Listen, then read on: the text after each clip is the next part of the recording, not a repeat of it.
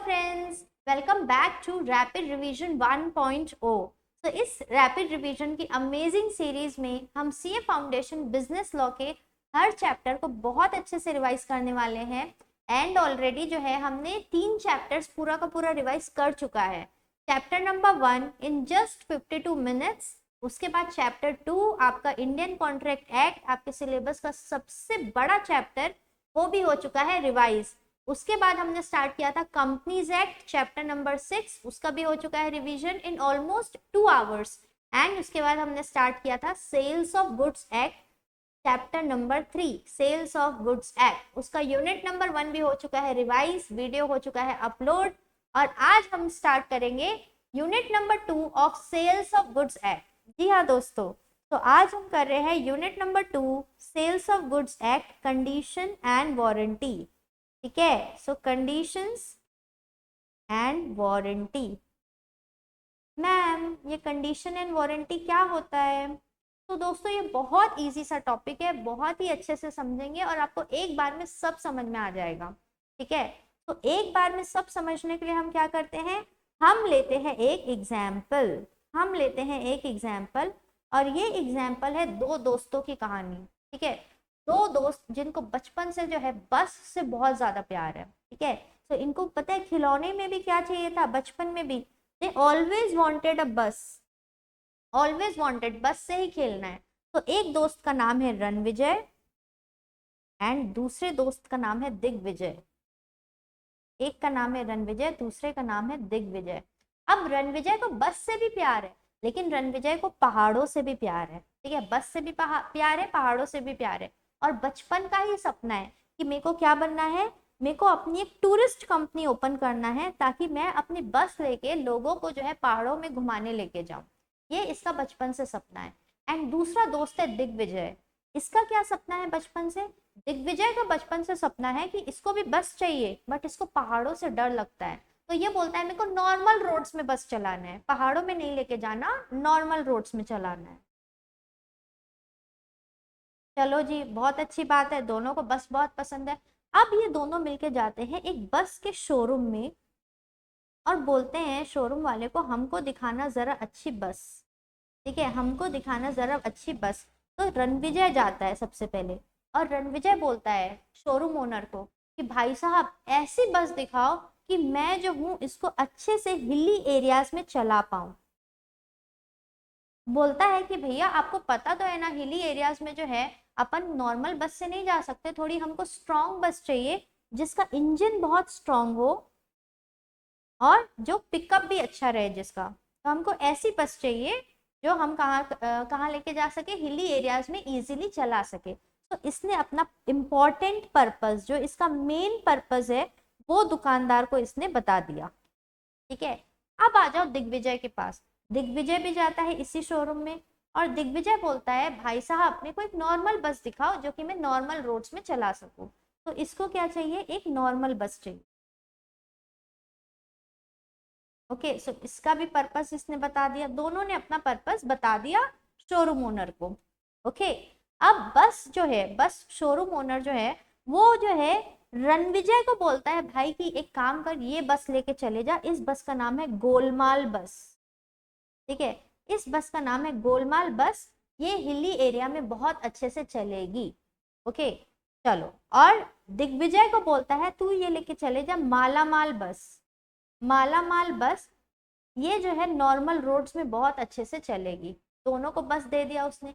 अब रणविजय वो बस लेके जो है बहुत खुश होता है और जाता है, पहाड़ों की यात्रा स्टार्ट करने वाला था। और जैसे ही वो पहाड़ों में चढ़ रहा है, पहाड़ बनाए अपन, ये है हमारे पहाड़ और ये है पहाड़ों की रोड्स। ठीक है, तो जैसे ये जो है पहाड़ों में चढ़ना स्टार्ट किया, अरे भाई साहब बस तो पिकअप ही नहीं ले रही है, बस का इंजन ही इतना वीक है कि वो ऊपर चढ़ ही नहीं पा रही है। यहाँ पे हो जाता है रणविजय का दिमाग खराब और एकदम गुस्से से आग बबूला हो जाता है और जाता है कहाँ पे, ये शोरूम वाले के पास जाता है और बोलता है कि भाई साहब आपको मैंने बोला था ना कि मेरे को ऐसी बस चाहिए जो हिली एरिया में चल सके, मैंने आपको इम्पोर्टेंट पर्पस अपना बताया था, बट आपकी बस जो है उस पर्पस में बिल्कुल ठीक नहीं बैठती है। तो मैं जो कॉन्ट्रैक्ट किया था ना आपसे बस खरीदने का, वो कॉन्ट्रैक्ट जो है क्या करता हूँ, मैं तोड़ता हूँ, ब्रेक करता हूँ वो कॉन्ट्रैक्ट को, वो कॉन्ट्रैक्ट को रेपुडिएट करता हूँ, खत्म करता हूँ, क्योंकि मेरा मेन पर्पस ये जो है फुलफिल नहीं हो पाया। जिस पर्पस से मैंने बस खरीदी थी वही पर्पस फुलफिल नहीं हो पाया, तो मैं इस बस का क्या करूंगा, अचार डालूंगा क्या। ठीक है, सो ये जो है रणविजय ऐसा बस ओनर को जाके, शोरूम ओनर को जाके बोलता है। अब आ जाओ दिग्विजय की लाइफ देखते हैं। दिग्विजय को जो बस मिली थी भाई साहब, वो बहुत अच्छी बस थी, अच्छे से चलती थी, पूरे रोड्स में जो है कोई दिक्कत नहीं है, पूरे इंडियन रोड्स के अकॉर्डिंग अच्छे से चल रही है। बट एक छोटी सी प्रॉब्लम है कि ये जो मालामाल बस है ना, इसका हॉर्न काम नहीं करता है? हाँ, हॉर्न काम नहीं करता है। अब मेरे को बताओ इंपॉर्टेंट क्या था इसके लिए कि बस बस जो है नॉर्मल रोड्स में चलनी चाहिए, वो तो चल रही है, लेकिन बाकी जो एसेसरी है वो भी तो ठीक होनी चाहिए। लेकिन बाकी एसेसरीज क्या होती है, हमारे लिए सेकेंडरी होती है, कोलेटरल होती है।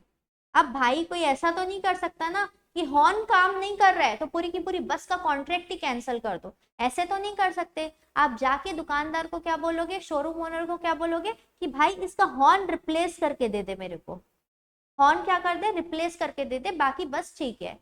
तो ये क्या है, यहाँ पे बस हॉर्न रिप्लेस कराना है। अब देखो दोनों कंडीशंस को साथ में, पहली कंडीशन क्या है पता है, पहली कंडीशन मेन पर्पस ही फुलफिल नहीं हो रहा है, तो अगर जो बायर है उसकी जो मेन रिक्वायरमेंट है, उसकी मेन रिक्वायरमेंट ही अगर फुलफिल नहीं हो रही है जो उसके लिए बहुत जरूरी है, तो ये माना जाता है कि वो केस है कंडीशन का। जो कंडीशंस हैं वो फुलफिल नहीं हो रही है, कंडीशंस मतलब ऐसी स्टिपुलेशन, ऐसी रिक्वायरमेंट जो आपके कॉन्ट्रैक्ट के लिए सबसे ज्यादा इंपॉर्टेंट है, उनको बोलते हैं conditions. Conditions are those requirements जो आपके लिए बहुत ज्यादा इंपॉर्टेंट है, बिना उसके आप कभी भी उस कॉन्ट्रैक्ट को एक्सेप्ट नहीं करोगे। Those are conditions, okay. so those requirements which are most important for the contract, उसको बोलते हैं कंडीशंस, ओके।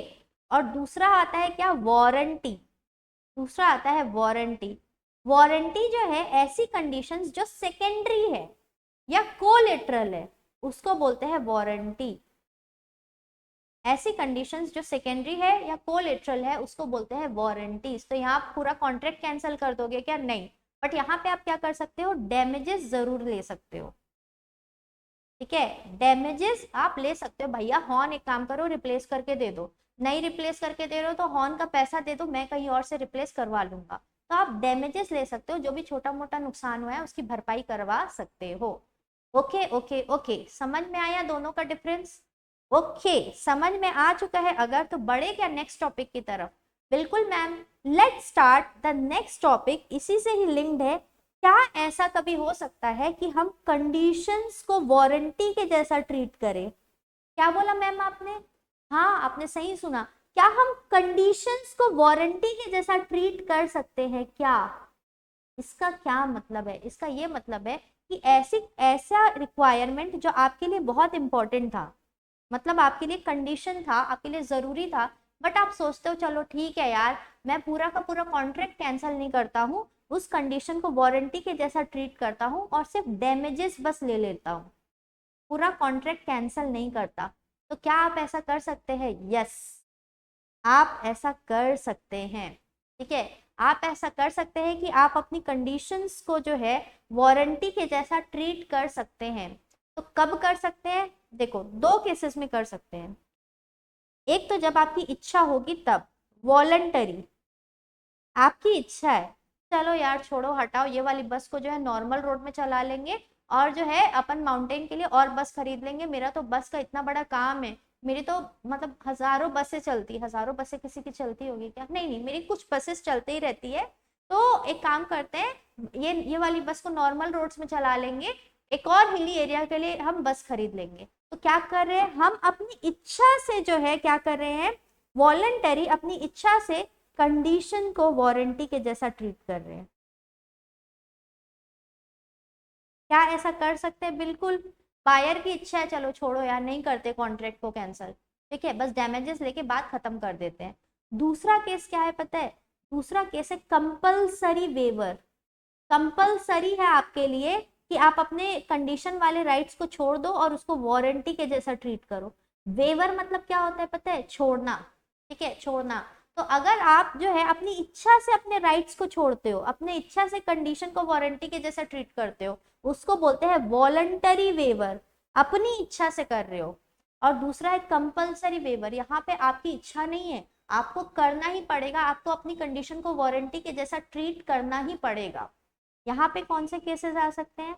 यहाँ पे मान लो लॉ जो है, आपको लॉ ही ऐसा बोलता है भाई कि अब देख भाई, तेरी कंडीशन थी, तेरे लिए इंपॉर्टेंट थी, बट अब रूल्स चेंज हो रहे हैं, तो लॉ बोलता है एक काम कर कि तेरे को कंडीशन को जो है एक काम कर, वारंटी के जैसा ट्रीट कर, डैमेजेस ले, बात खत्म कर। यहाँ पे हम तेरे को अलाउ नहीं करेंगे कि भाई तू पूरा का पूरा कॉन्ट्रैक्ट रेपुडिएट कर। तो जब लॉ ऐसा बोल रहा है तो लॉ की तो बात माननी पड़ेगी। दूसरा केस क्या है पता है कंपल्सरी वेवर का? Non severability of a contract, non severability of a contract. अब ये क्या होता है? ये क्या होता है मैं आपको समझाती हूँ, ठीक है। दो लोगों के बीच में डीलिंग हो रही है, एक है ए, दूसरा है बी, ठीक है।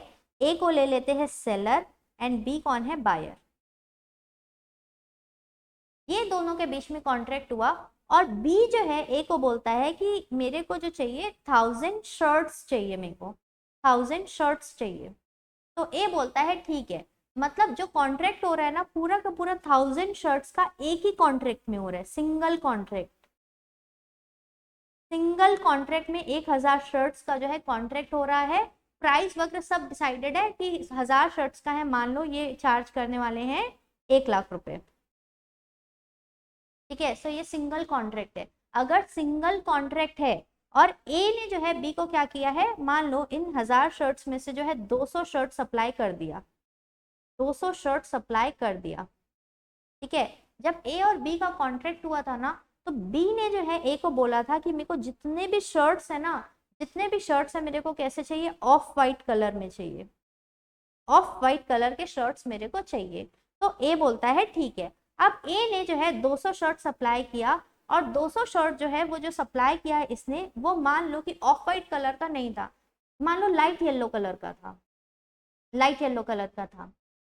बी ने वो शर्ट देखा नहीं, बी ने आगे जो है वो शर्ट सी को सेल कर दिया। बी ने क्या किया? वो शर्ट जो है सी को सेल कर दिया। तो यहाँ पे ध्यान दो, ऐसा कॉन्ट्रैक्ट जो सेवरेबल नहीं है, सेवरेबल मतलब जिसको सेपरेट नहीं किया जा सकता, मतलब या तो पूरा 1000 शर्ट लो या तो एक भी शर्ट मत लो, ऐसा कॉन्ट्रैक्ट है जिसको तोड़ नहीं सकते, इंस्टॉलमेंट में तोड़ नहीं सकते, या तो पूरा 1000 लो या तो कुछ भी मत लो। तो ऐसे कॉन्ट्रैक्ट में अगर आपने कुछ पार्ट परफॉर्मेंस एक्सेप्ट कर ली है, अगर पार्ट परफॉर्मेंस आपने एक्सेप्ट कर ली है तो रिमेनिंग पार्ट भी आपको एक्सेप्ट करना ही पड़ेगा। रिमेनिंग 800 शर्ट जो है ये देगा, उसको आपको एक्सेप्ट करना ही पड़ेगा। आप यहाँ पे कॉन्ट्रैक्ट कैंसिल नहीं कर सकते, ठीक है। ध्यान से सुनो, इन case of non severability of a contract, non severability मतलब क्या होता है? ऐसे कॉन्ट्रैक्ट जिसको अपन हिस्सों में तोड़ नहीं सकते, सिंगल कॉन्ट्रैक्ट होता है। अगर सिंगल कॉन्ट्रैक्ट में आपने पार्ट परफॉर्मेंस एक्सेप्ट कर ली तो आपको रिमेनिंग पार्ट भी एक्सेप्ट करना ही पड़ेगा, आप कॉन्ट्रैक्ट को कैंसिल नहीं कर सकते। हाँ, यहाँ पे ये हो सकता है कि आप डैमेजेस जरूर ले सकते हो, आपको जो नुकसान हुआ है उसकी भरपाई ले सकते हो, लेकिन कॉन्ट्रैक्ट कैंसिल नहीं कर सकते, ठीक है। समझ में आया? तो देखो, कंडीशन को वारंटी के जैसे ट्रीट किया जा सकता है, लेकिन क्या कंडीशन वारंटी के जैसे ट्रीट कर सकते हैं, लेकिन किस किस केस में कर सकते हैं? एक तो होता है वॉलंटरी वेवर, जब इंसान खुद बोल रहा है, बायर खुद बोल रहा है कि चलो ठीक है यार, मैं कंडीशन को वारंटी के जैसे ट्रीट कर लेता हूँ, डैमेजेस बस ले लेता हूँ। या फिर कंपलसरी वेवर, जहां पे लॉ आपको ऐसा करने के लिए बोलता है, या फिर जहां पे कॉन्ट्रैक्ट नॉन सेवरेबल इन नेचर होते हैं वहां पे। ओके, चलो, तो इतना अगर आपको क्लियर है तो आ जाओ। अब हम देखेंगे क्या, ये देखो हमने ये पढ़ के आ रहे हैं हम, वॉलंटरी वेवर एंड दूसरा क्या है? कंपलसरी वेवर, ठीक है। अब हम क्या देखने वाले हैं? अब हम देखने वाले हैं about express and implied conditions and warranties, ठीक है। Express conditions, express warranties, implied conditions, implied warranties, ये क्या होता है? ठीक है, एक्सप्रेस कंडीशन, सबसे पहले आ जाओ कंडीशंस के बारे में अच्छे से पढ़ ले क्या? हाँ मैम, कंडीशंस के बारे में पढ़ लेते हैं। तो सबसे पहले देखो express conditions, and implied conditions के बारे में, express conditions and implied conditions. Okay देखो, अगर मैंने अगली पार्टी, मान लो मैं बायर हूँ और मैंने सेलर को एकदम क्लियर टर्म्स में बता दिया है, जैसे हमारे बस वाले एग्जाम्पल में था, क्लियर टर्म्स में बता दिया भैया ऐसी ही बस चाहिए, हिली एरिया वाली ही बस चाहिए। तो जब हम कंडीशंस को एकदम अच्छे से एक्सप्रेस तरीके से बता देते हैं, क्लियर, उसको बोलते हैं एक्सप्रेस कंडीशंस। ठीक है, एकदम स्पेसिफाई करके बता रहे हैं, तो वो चीज तो हमारे कॉन्ट्रैक्ट में होनी चाहिए, फिर हमारी बस वैसी होनी ही चाहिए, नहीं तो हम कॉन्ट्रैक्ट क्या कर देंगे, कैंसिल कर देंगे। दूसरा केस क्या है पता है, इम्प्लाइड कंडीशंस। इम्प्लाइड कंडीशंस मतलब अगर बायर ने नहीं बोला है तो भी वो चीज उस कॉन्ट्रैक्ट में होनी चाहिए। ठीक है, बायर ने अगर आपको नहीं भी बोला है ना, तो भी कॉन्ट्रैक्ट में वो सब चीजें होनी ही चाहिए। अब ऐसी क्या चीजें हैं जो होनी चाहिए, फॉर एग्जाम्पल, ठीक है, एग्जाम्पल देखते हैं। सेलर जो है, सेलर जो है बायर को एक सैंपल दिखाता है। ठीक है, सेलर बायर को एक सैंपल दिखाता है, मान लो राइस का सैंपल दिखा रहा है कि भाई एक ये देख, ये वाला चावल जो है मैं तेरे को बेचने वाला हूँ, तो ये सैंपल देख ले तू। तो बायर को वो राइस का सैंपल बहुत पसंद आया।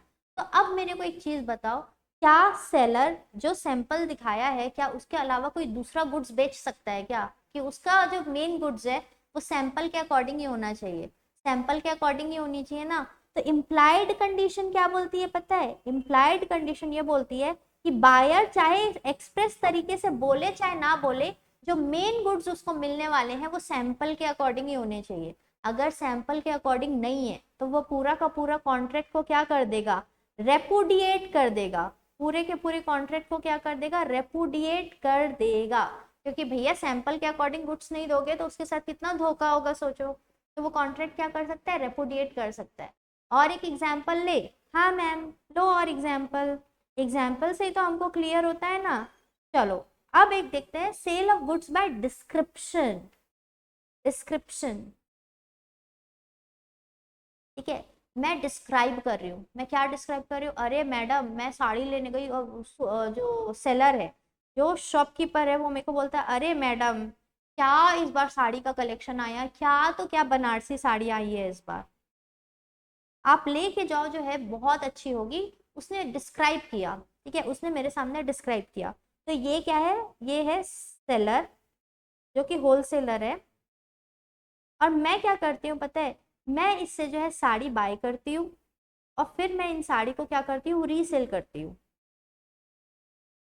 तो मैं हूँ रिटेलर। मेरे को बोलता है क्या बनारसी साड़ी आई है मैम आप लेके जाओ, तो डिस्क्राइब किया साड़ी को बनारसी, मैं वो साड़ी जो है बनारसी जो है उसने बोला, मैंने ले लिया साड़ी, ठीक है।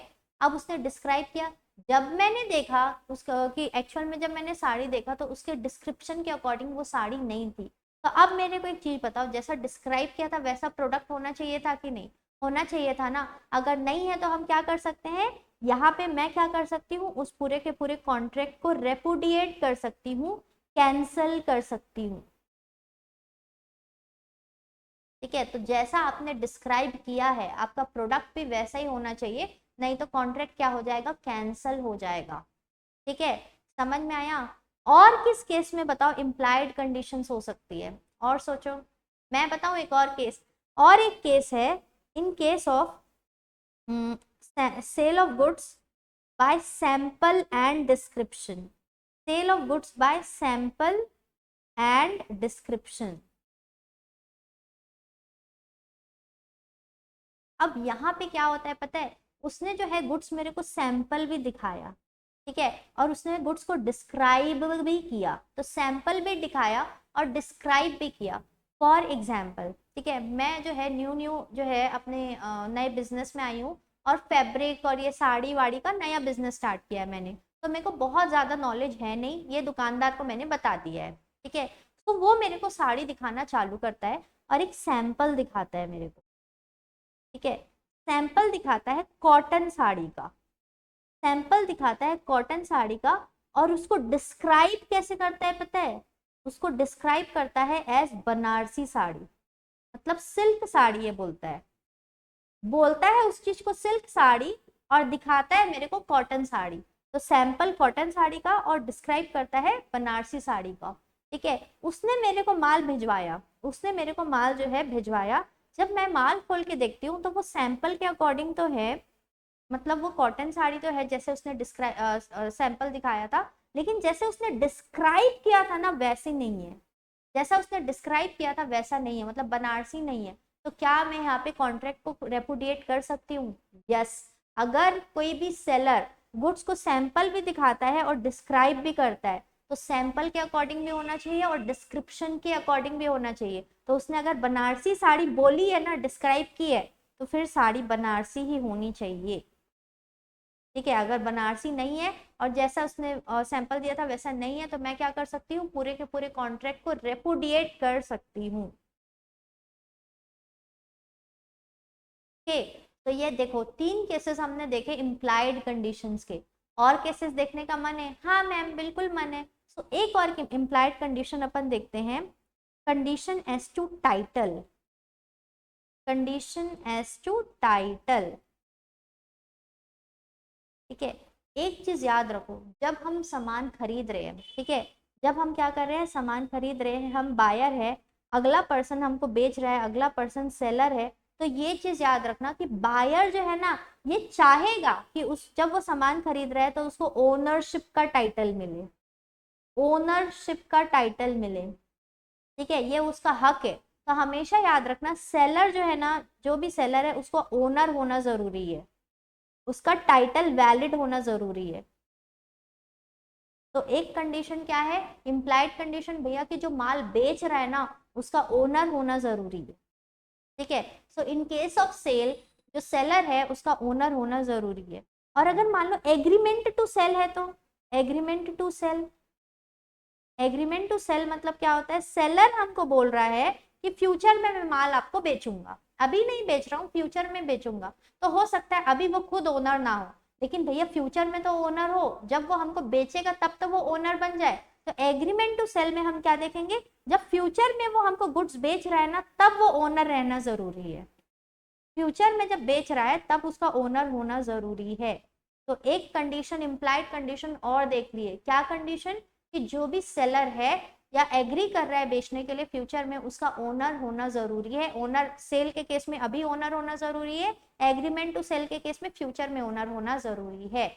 ठीक है, सो एक और कंडीशन हमने देख लिया।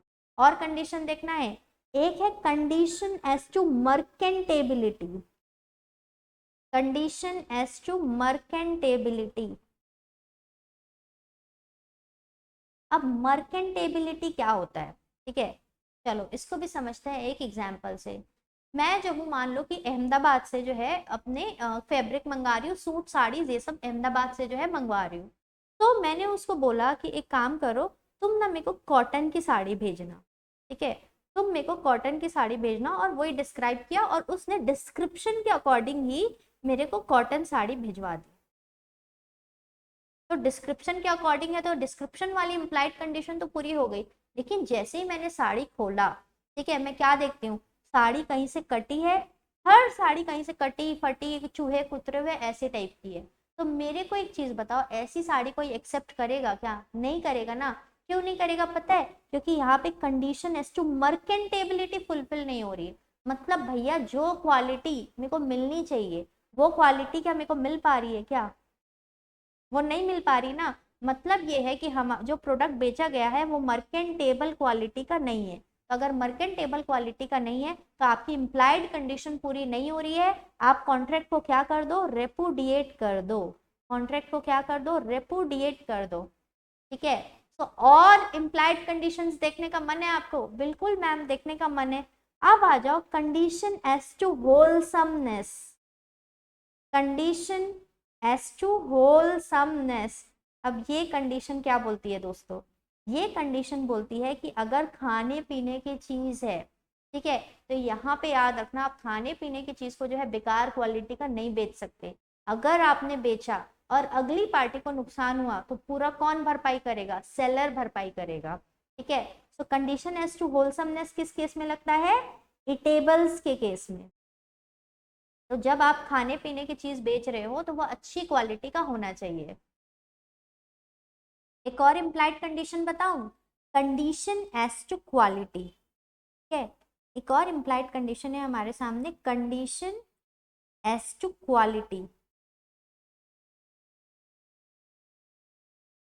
देखो, सबसे पहली बात तो ये लॉ ये बोलता है हमको कि भाई सेलर जो है ना क्वालिटी की कोई गारंटी नहीं लेगा। ठीक है, सेलर क्वालिटी की कोई गारंटी नहीं लेगा, तो फिर ये इम्प्लाइड कंडीशन कैसे हो गई कि बायर को जो है क्वालिटी गुड्स मिलने चाहिए। जब सेलर के ऊपर कोई कंडीशन नहीं है कि क्वालिटी गुड्स होने चाहिए, तो बायर की ये इम्प्लाइड कंडीशन कैसे हो गई, मैं समझाती हूँ। देखो, एज सच सेलर की कोई रिस्पॉन्सिबिलिटी नहीं है कि क्वालिटी कोई जो कंडीशन है उसको फुलफिल करे, लेकिन एक चीज याद रखना, अगर बायर जो है, जो बायर है वो सेलर के ऊपर कंप्लीटली रिलाय करता है, ठीक है, सेलर के ऊपर कंप्लीटली रिलाय करता है और साथ साथ में अपना सेलर के ऊपर पूरा का पूरा ट्रस्ट अपना रख रहा है, सेलर के ऊपर, सेलर के ऊपर रिलाई कर रहा है, सेलर के ऊपर ट्रस्ट कर रहा है किसी गुड्स को लेके, और सेलर जो है ना वैसे ही गुड्स में डील करता है, सेलर जो है वैसे ही गुड्स का क्या है, डीलर है। तो अगर ये कंडीशन सेटिस्फाई हो रही है तो उस केस में हम सेलर को लाइबल कर सकते हैं। ये इम्प्लाइड कंडीशन है सेलर के ऊपर कि भाई उसको अच्छा क्वालिटी का गुड्स देना चाहिए जो बायर चाहता है। ठीक है, इसको समझते हैं एक एग्जाम्पल से। मान लो, ठीक है, मान लो कि एक पर्सन है जिसको जो है बहुत ज्यादा एकदम चुल मची कि मेरे को जो है क्या करना है, मेरे को अपनी बुटीक खोलना है। तो उसको क्या चाहिए, एक मशीन चाहिए, वो नहीं होता है सिलने की मशीन होती है, स्विंग मशीन। ठीक है, उसको स्विंग मशीन चाहिए। तो वो जो है वो मशीन खरीदने के लिए शॉप में गई और वहां पे दुकानदार से बोली कि मेरे को ऐसी मशीन दिखाओ जो कि जो है मैं अगर 10 घंटे तक कंटिन्यूसली चलाऊं ना फिर भी वो खराब ना हो। ठीक है, 10 घंटे तक चलाऊं और बहुत अच्छे से चले, सब कंडीशन बता दी और ये भी बोल दी कि आप अपने हिसाब से दिखाओ, मेरे को तो ये सब चीजों की कोई नॉलेज नहीं है। तो वो पूरा का पूरा रिलाई किसके ऊपर कर रही है, सेलर के ऊपर, ट्रस्ट किसके ऊपर रख रही है, सेलर के ऊपर, और सेलर वो सब चीजों का डीलर भी है। अगर ये कंडीशन सेटिस्फाइड है तो बायर ने जो बोली, जैसी मशीन बोली, अगर वो मशीन वैसी नहीं निकली तो बायर क्या कर सकता है, बायर कॉन्ट्रैक्ट को रेपुडिएट कर सकता है। ठीक है, बायर जो है क्या कर सकता है, कॉन्ट्रैक्ट को रेपुडिएट कर सकता है। अब एक और एग्जांपल सुनो, यहाँ पे एक पर्सन गया, जाके वही मशीन वाली दुकान में गया और बोला कि मेरे को जो है एक काम करो, मेरे को फिलिप्स की मशीन दे दो। अब मुझे पता नहीं फिलिप्स की सिलाई मशीन आती है कि नहीं, but just for an example, तो बोला फिलिप्स की मशीन दे दो। यहाँ पे क्या वो सेलर की जजमेंट के ऊपर डिपेंड कर रहा है क्या, सेलर के ऊपर डिपेंड कर रहा है, उसकी जजमेंट के ऊपर डिपेंड कर रहा है क्या, नहीं। तो इस केस में जो है सेलर लाइबल नहीं होगा। अगर वो फिलिप्स की मशीन अच्छी नहीं निकली तो सेलर लाइबल नहीं होगा। ठीक है, तो सेलर को हम क्वालिटी के लिए कब लाइबल कर सकते हैं, जब सेलर के ऊपर हम डिपेंड कर रहे हैं, सेलर की स्किल जजमेंट के ऊपर हम रिलाई कर रहे हैं, उसके ऊपर ट्रस्ट कर रहे हैं, और सेलर वो सब चीजों का डीलर है। ठीक है, चलो, सो हमने क्या देख लिया पता है, हमने पूरी की पूरी इम्प्लाइड कंडीशंस कंप्लीट कर लिए दोस्तों, पूरी की पूरी इम्प्लाइड कंडीशंस हमने कर ली है, बहुत अच्छे से कर ली है। एक बार टेक्स्ट से देखे क्या अपन, ठीक है, एक बार नोट से देखे, आ जाओ देखते हैं।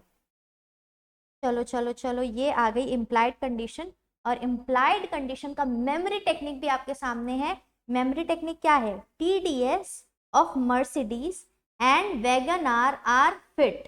ठीक है, TDS of Mercedes and WagonR are fit. और ये TDS जो है, अगर इनकम टैक्स की नजर से देखोगे तो TDS का क्या मतलब है, tax deducted at source. CA inter CA final में पढ़ोगे इसके बारे में अभी। अच्छा, तुम लोग तो 11th-12th में भी TDS वगैरह शायद सुन के रखे हो, तो ये वो TDS है, TDS of Mercedes and WagonR are fit.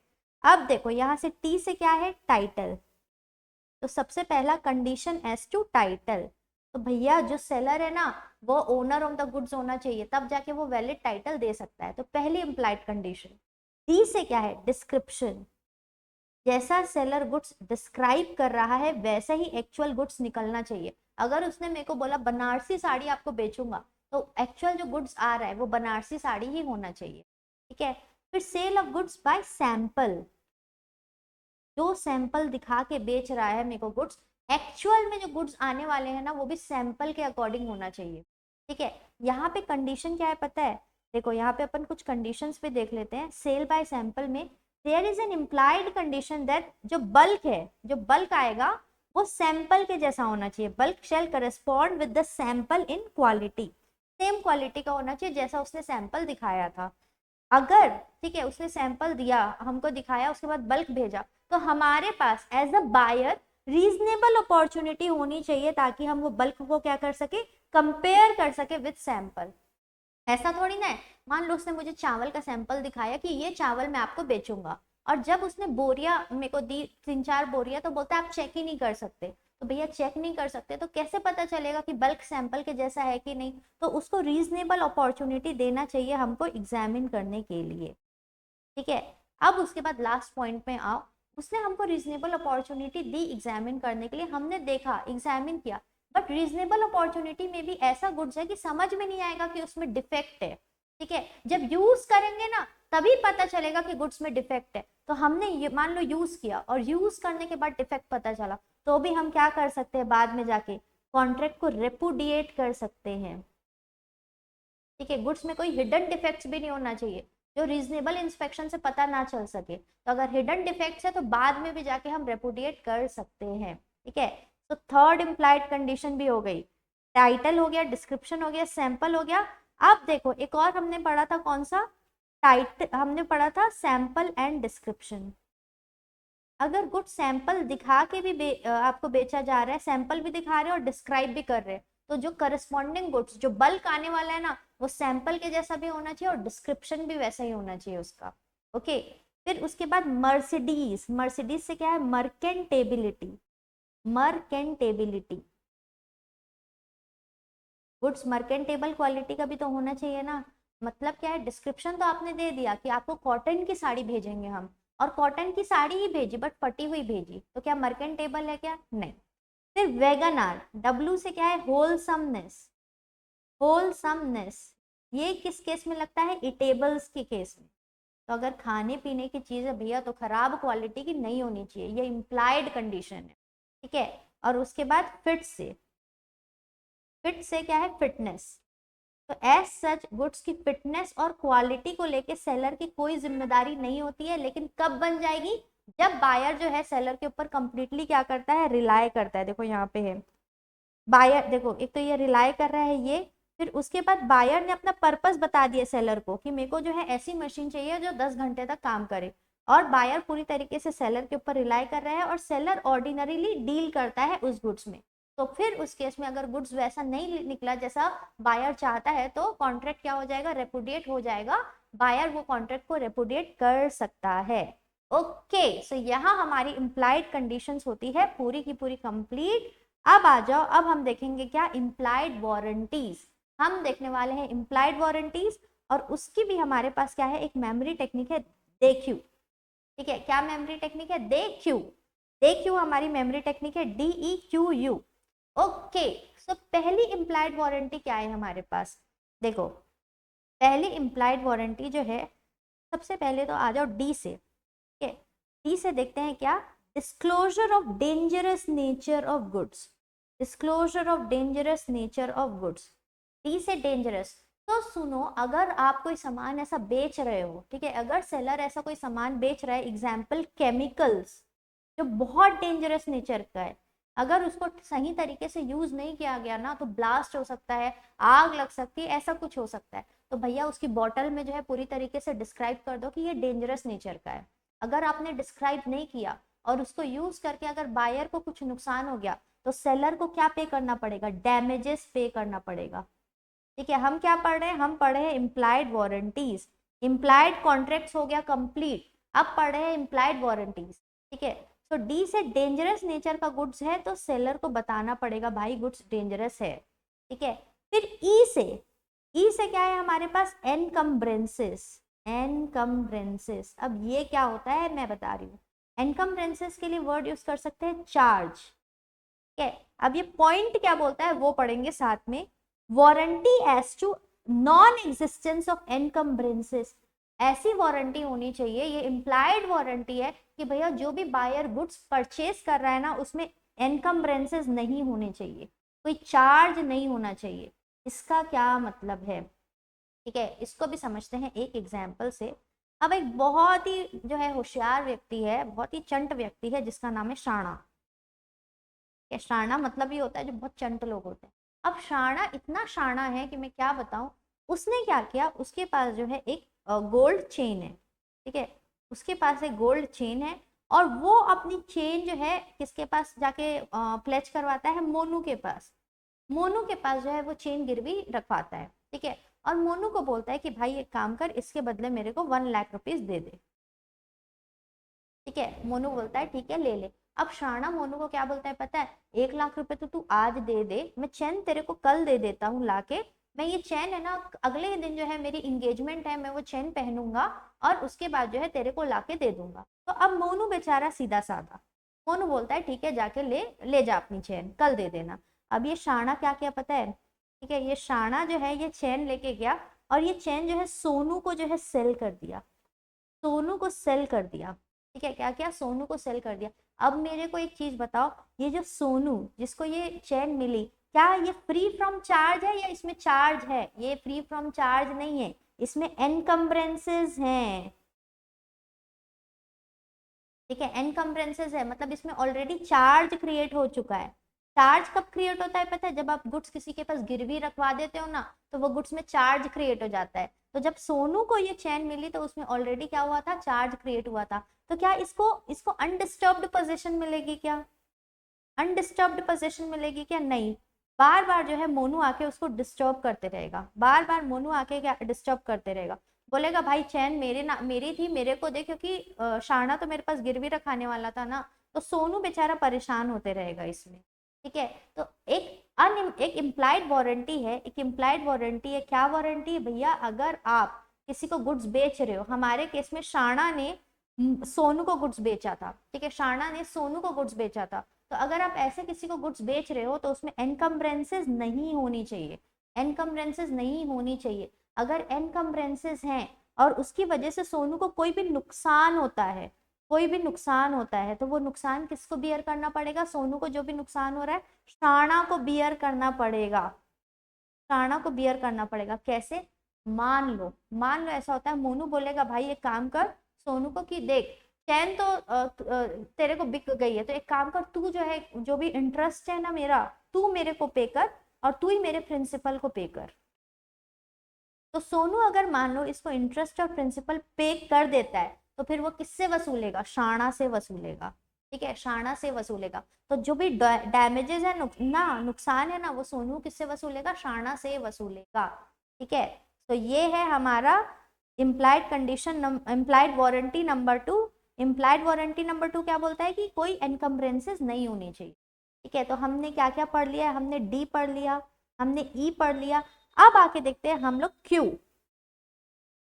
Q क्या बोलता है? वारंटी एज टू क्वालिटी और fitness by usages of trade. By usages of trade, usages of trade मतलब कस्टम्स। ठीक है, कस्टम्स या अनरिटन लॉ बोल सकते हैं इसको, अनरिटन लॉ या अनरिटन रूल। ठीक है, देखो इतना तो, अगर आप मान लो कि आप लोग मिल्क लेने जा रहे हो, ठीक है, तो जब मिल्क लेने जा रहे हो तो आप क्या ये बताओगे, या फिर मान लो आप लोग लैपटॉप लेने जा रहे हो, चलो लैपटॉप लेने जा रहे हो, तो क्या आपको ये बताना पड़ेगा कि लैपटॉप जो है लैपटॉप वाला काम करना चाहिए? भाई अगर लैपटॉप खरीद रहे हैं तो ये तो इम्प्लाइड है ना कि वो वैसा काम करे। ठीक है, ये क्या है? इम्प्लाइड है। अगर मिल्क लेने जा रहे हो तो ये इम्प्लाइड है कि मिल्क कैसा होना चाहिए? हेल्दी होना चाहिए, उसमें जो है कोई भी ऐसे बैक्टीरियाज ये सब नहीं होने चाहिए। तो implied warranty as to usage of trade का क्या मतलब है? जैसा भाई कस्टम है, जैसा अनरिटन लॉ है कि इस टाइप का तो सामान होना ही चाहिए, तो एटलीस्ट उतना होना ही चाहिए। और अगर वैसा नहीं है तो फिर उस केस में बायर जो है डैमेजेस क्लेम कर सकता है। ठीक है, बायर क्या कर सकता है? डैमेजेस क्लेम कर सकता है। तो एक और इम्प्लाइड वारंटी हमारी हो गई। और फिर लास्ट में एक इम्प्लाइड वारंटी और है, दैट इज यू। यू से क्या है? Undisturbed possession, undisturbed possession. भाई जो बायर है ना, वो उसको गुड्स मिले हैं, जैसे यहाँ पे हमारे एग्जाम्पल में ये वाले केस में सोनू था। कहाँ गया सोनू? ये है। ठीक है, जब सोनू ने गुड्स खरीदा शाना से तो उसको डिस्टर्ब्ड पोजेशन मिला कि अनडिस्टर्ब? डिस्टर्ब्ड मिला, तो भाई डिस्टर्ब्ड नहीं मिलना चाहिए, अनडिस्टर्ब्ड मिलना चाहिए था। क्योंकि इसको डिस्टर्ब्ड पोजेशन मिला, तो जो भी इसको डैमेजेस हुए हैं ना सोनू को, वो किससे लेगा, शाणा से। ठीक है, सो ये है हमारी इम्प्लाइड वारंटीज। तो देखो हमने क्या क्या पढ़ा है पता है अभी तक, एकदम जल्दी से रिकैप करते हैं। हमने ये पढ़ा कि जब कॉन्ट्रैक्ट ऑफ सेल बनता है ना, जब कॉन्ट्रैक्ट ऑफ सेल बनता है, ठीक है, तो दो स्टिप्यूलेशंस हो सकती है, दो रिक्वायरमेंट हो सकती है। एक तो होती है कंडीशंस, दूसरी होती है वारंटीज, जो हमारे कॉन्ट्रैक्ट में होनी ही चाहिए। अगर वो नहीं हुई तो हम कॉन्ट्रैक्ट कैंसिल कर देंगे, that is conditions essential to the main purpose of the contract. और ऐसी ऐसी स्टिप्यूलेशन, ऐसी रिक्वायरमेंट जो अगर नहीं हुई तो हम कॉन्ट्रैक्ट कैंसिल नहीं कर सकते, सिर्फ डैमेजेस क्लेम कर सकते हैं। सो दे आर कोलेटरल। ठीक है, ये कोलेटरल होती है, सेकेंडरी होती है। ठीक है, अब हमारी जो कंडीशंस है, कंडीशंस जो है वो एक्सप्रेस कंडीशंस भी हो सकती है, इम्प्लाइड कंडीशंस भी हो सकती है। सेम वे जो हमारी वारंटीज है ना, वो भी एक्सप्रेस वारंटीज हो सकती है, इम्प्लाइड भी हो सकती है। दोनों के एक्सप्रेस की बात करेंगे हम। एक्सप्रेस मतलब हम जब कॉन्ट्रैक्ट बना रहे थे ना, तब हमने एकदम क्लियरली स्पेसिफाई कर दिया था, भाई ये चीज मेरे को कॉन्ट्रैक्ट में चाहिए ही चाहिए। तो जो चीज हम एक्सप्रेस तरीके से बताते हैं, दैट कम्स इन एक्सप्रेस। ठीक है, इसको बताना पड़ेगा। अगर आप ये नहीं बताए तो फिर आप जो है आप कॉन्ट्रैक्ट कैंसिल नहीं कर सकते। मतलब अगर मैं बस खरीदने गई, रणविजय बस खरीदने गया और उसने बताया ही नहीं कि उसको हिली एरिया के लिए बस चाहिए, तो क्या बाद में वो उस बेसिस में कॉन्ट्रैक्ट कैंसिल कर सकता है क्या? नहीं। तो वो होती है एक्सप्रेस कंडीशंस। अब देखो इम्प्लाइड कंडीशंस क्या होती है। इम्प्लाइड कंडीशन वो होती है, चाहे कॉन्ट्रैक्ट बनाने के टाइम पे बोली गई हो चाहे ना बोली गई हो, वो सब चीजें कॉन्ट्रैक्ट में अवेलेबल होनी चाहिए। तो ये कौन सी है implied condition? TDS of Mercedes and WagonR are fit. ठीक है, TDS of Mercedes and WagonR are fit. And same way implied warranties. Implied warranties क्या होती है? तो इम्प्लाइड वारंटीज है डेक्यू। ठीक है, डेंजरस नेचर ऑफ गुड्स बताना पड़ेगा, आपका गुड्स फ्री फ्रॉम एनकम्ब्रेंसेस होना चाहिए। ठीक है, क्वालिटी एज टू फिटनेस और यूजेज ऑफ ट्रेड। ठीक है, जिस टाइप का ट्रेड है ना, वहां पे जैसी क्वालिटी मिनिमम चाहिए तो उतनी तो देनी पड़ेगी। ठीक है, एंड लास्ट जो है यूज है अनडिस्टर्ब्ड पोजेशन। Undisturbed possession.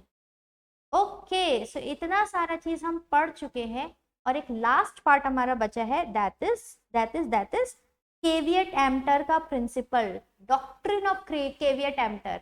ठीक है, डॉक्ट्रिन ऑफ केवियट एम्पटर। और ये डॉक्ट्रिन क्या बोलता है पता है? ये डॉक्ट्रिन पूरा का पूरा जो दायित्व है वो किसके ऊपर डाल देता है? बायर के ऊपर।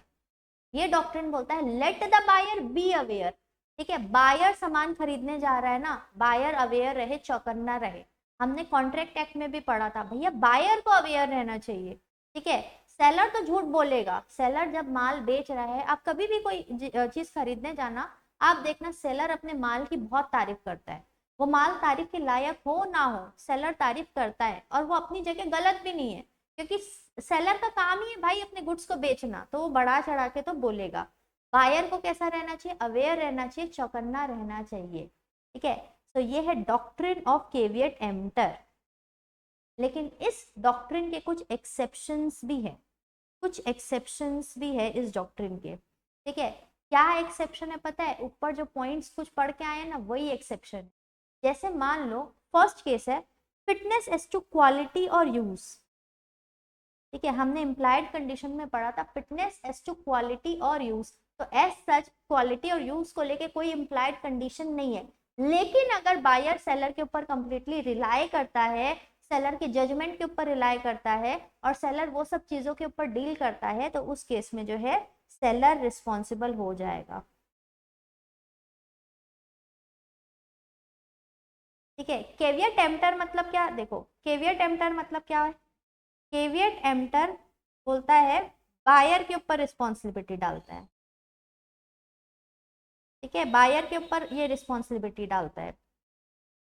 अब हम क्या पढ़ रहे हैं? इसका एक्सेप्शन, अपवाद। अपवाद मतलब अब सेलर के ऊपर रिस्पॉन्सिबिलिटी आ जाएगी। जब हम एक्सेप्शन पढ़ रहे हैं ना, तो all the responsibilities will shift to seller, sellers responsibility. तो सेलर की रिस्पॉन्सिबिलिटी कब कब आएगी? पहला केस हमने देख लिया, कौन सा case? Fitness as to quality और यूज। और किस केस में सेलर की रिस्पॉन्सिबिलिटी आएगी? अगर उसने डिस्क्रिप्शन से गुड्स को बेचा है, गुड्स को डिस्क्राइब करके बेच रहा है, ठीक है, बनारसी साड़ी बोल के बेच रहा है, तो फिर एक्चुअल में बल्क जब भेजेगा वो, तो बल्क भी कैसा होना चाहिए? डिस्क्रिप्शन के अकॉर्डिंग होना चाहिए। नहीं हुआ तो सेलर रिस्पॉन्सिबल हो जाएगा, ठीक है। अगर वो गुड सैंपल से बेच रहा है, तो वो जो बल्क है वो भी सैंपल के जैसा होना चाहिए, नहीं तो सेलर रिस्पॉन्सिबल हो जाएगा। अगर वो गुड सैंपल एंड डिस्क्रिप्शन से बेच रहा है, तो जब सैंपल एंड डिस्क्रिप्शन से बेच रहा है, तो जो बल्क भेजेगा ना, वो भी सैंपल एंड डिस्क्रिप्शन के अकॉर्डिंग ही होना चाहिए, ठीक है।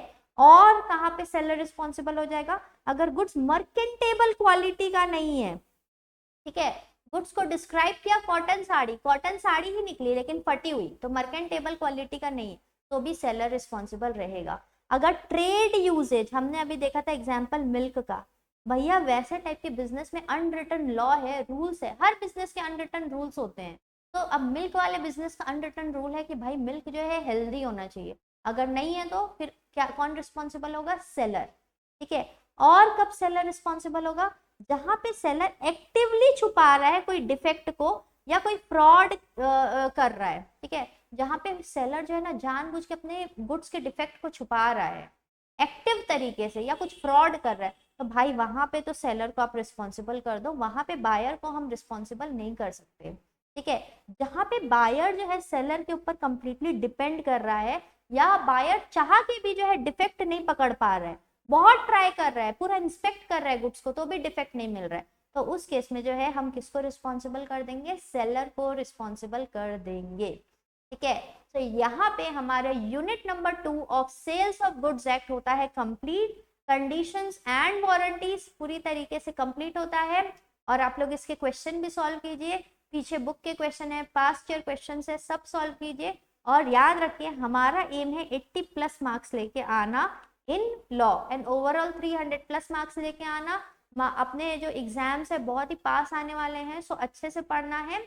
और अगर आपको ये वीडियो अच्छा लगे तो प्लीज़ लाइक कीजिए, शेयर कीजिए, सब्सक्राइब कीजिए, क्योंकि यही एक मोटिवेशन है जो हमको मोटिवेट करता है कि हम आपको जो है वीडियोस बना के दे और मेहनत करके जो है आपके लिए नए नए नोट्स लेके आए।